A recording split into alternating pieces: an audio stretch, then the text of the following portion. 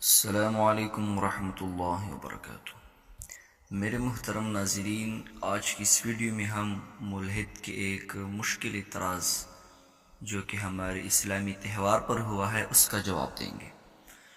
ملحد اعتراض کرتا ہے کہ خواتین کا برقعے کو خود اختیاری سمجھنا ایسا ہی ہے جیسے قیدی اپنے زنجیروں سے محبت کرنے لگے، یا خواتین جو آپ لوگ کہتے ہو کہ اپنے اختیار سے برقع پہنتے، یہ ایسا ہے جیسے پنجرے میں پیدا ہونے والا پرندہ پنجرے کو ہی اپنا گھر ماننے لگتا ہے، اگر پنجرہ کھول بھی دیا جائے تو وہ باہر جانے کے بجائے پنجرے میں ہی لوٹ آتا ہے۔ یہ ذہنی غلامی ہے، آزادی نہیں۔ یہ ایک ملحد کا اعتراض تھا ہمارے اسلامی تہوار پر اور اسلامی پردے پر۔ اب اس جواب کے ہم کئی طریقوں سے جواب دیں گے، منطقی جواب دیں گے، اور اس کے ساتھ ساتھ سائلی جواب، اور پھر آخر میں دو الزامی جوابات ہم اس کو دیں گے، اور اس کے اس بات پر قائل کریں گے کہ آپ نے عورت کی پردے کو اور اس کے برقعے پہننے کو جو زنجیروں سے تشبیہ دی ہے یا قیدی سے تشبیہ دی ہے، یہ آپ کی عقلی غلطی ہے اور آپ کی کم علمی کا ثبوت ہے۔ تو سب سے پہلے منطقی جواب ان کو یہ ہے کہ معترض نے جو اعتراض کیا ہے منطقی مغالطوں پر مبنی ہے۔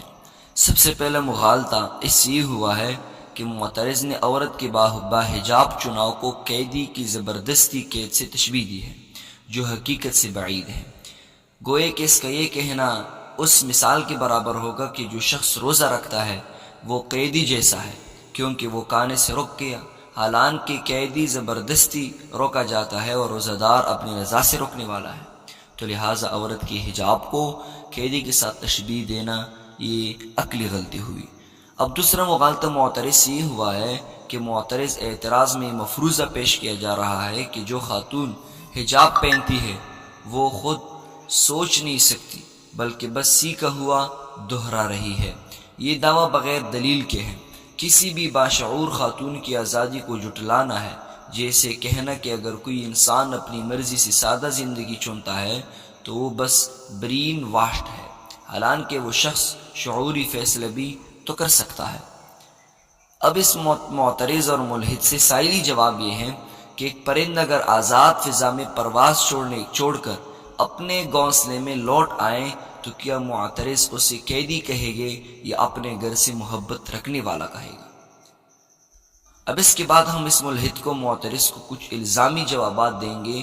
تو سب سے پہلے الزامی جواب یہ ہے کہ اگر حجاب کی پسند کو ذہنی غلامی کہا جائے تو کیا مغرب کی عورتیں جو فیشن، اشتہار یا سوشل پریشر کے تحت لباس کم کرتی ہے وہ آزاد ہے، یا وہ بھی ایک اور پنجرے میں ہے، بس پنجرے کا رنگ مختلف ہے؟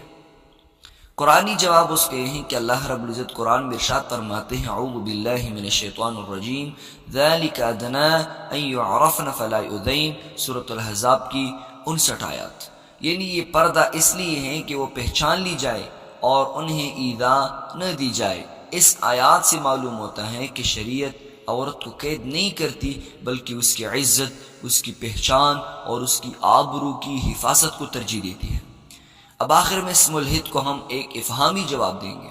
افہامی جواب یہ ہے کہ زنجیر وہ ہوتی ہے جو جبراً پہنائی جائے، لیکن جو عورت علم، شعور اور یقین سے برقع اوڑھے وہ قیدی نہیں، باوقار ہے، وہ قید نہیں، باعزت ہے۔